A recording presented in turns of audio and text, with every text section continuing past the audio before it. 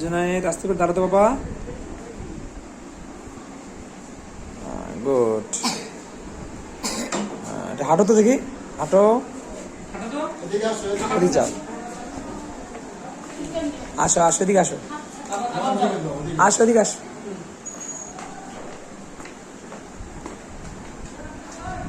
আবার আবার আবার দেখি বসো, দেখি আবার সুন্দর করে বসো। হ্যাঁ, আস্তে আস্তে করে ওঠো।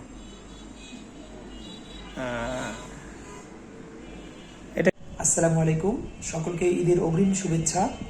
আপনারা ভিডিওতে দেখতে পাচ্ছেন একটি ছোট বাবু, সে বসা থেকে উঠতে তাদের অনেক কষ্ট হচ্ছে। এটাকে বলে গাওয়ার সাইন। এই সাইন দেখে আমরা একটা রোগ চিন্তা করি, রোগটির নাম হচ্ছে ডুচেনি মাস্কুলার ডিস্ট্রফি। আজকে আমি একটি জটিল রোগ সম্পর্কে আলোচনা করব। রোগটির নাম হচ্ছে ডুচেনি মাস্কুলার ডিস্ট্রফি তথা ডিএমডি। এই রোগটি সাধারণত এক্স লিঙ্কড রিসেসিভ ডিজঅর্ডার। এই রোগে ছেলে বাবুরা আক্রান্ত হয়, মেয়ে বাবুরা বাহক হিসেবে কাজ করে। প্রতি ৩৫০০ জনের মধ্যে একজন ছেলে বাবু আক্রান্ত হয়। যেহেতু এই রোগটা x linked recessive disease, x ক্রোমোজোমের মিউটেশনের ফলে আমাদের মাংসপেশিতে যে ডিস্ট্রোফিন নামক প্রোটিন আছে, এই প্রোটিন তৈরিতে বাধাগ্রস্ত হয়। এই প্রোটিনের অভাবে মাংসপেশিগুলো ক্রমান্বয়ে দুর্বল হয়ে যায়। বিশেষ করে প্রক্সিমাল মায়োপ্যাথি হয়। প্রক্সিমাল মাসল যেমন হচ্ছে উরুর মাংস, বাহুর মাংসগুলো দুর্বল হয়ে যায়। সাধারণত জন্ম থেকে 2 বছর পর্যন্ত এই রোগের লক্ষণ তেমন প্রকাশ পায় না। 2 থেকে 3 বছর বয়সে বাচ্চাগুলো যখন হাঁটা শেখে, তখন এই বাচ্চাগুলো বসা থেকে দাঁড়াতে গেলে, শোয়া থেকে উঠতে গেলে, সিঁড়ি বেয়ে উঠতে গেলে, দৌড়াতে গেলে অনেক কষ্ট হয়। এই বাচ্চাগুলো ঘন ঘন ঠান্ডা কাশি লাগে। আমরা সাধারণত আমাদের কাছে যখন বাবুগুলো আসে, তখন আমরা কিছু কিছু সাইন দেখে বুঝতে পারি, যেমন হচ্ছে Gowers sign, winging sign, waddling gait, slip through sign. এগুলো দেখে আমরা সাধারণত বুঝতে পারি। অনেক বাচ্চার বুদ্ধি বিকাশে সমস্যা হয়, অনেক বাচ্চা হাড়ের সমস্যা হয়ে থাকে, যেমন হচ্ছে কার্ডিওমায়োপ্যাথি যদি ডেভেলপ করে, তো সে বাচ্চাগুলো সাধারণত বুক ধরপড় করতে পারে।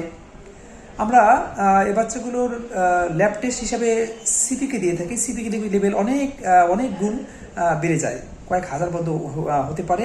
তাছাড়া কমপ্লিকেশন হিসাবে আমরা কার্ডিওমায়োপ্যাথি আছে কিনা, এই জন্য আমরা তাদের বুকের এক্স-রে, ইসিজি, ইকো এগুলো করে থাকি।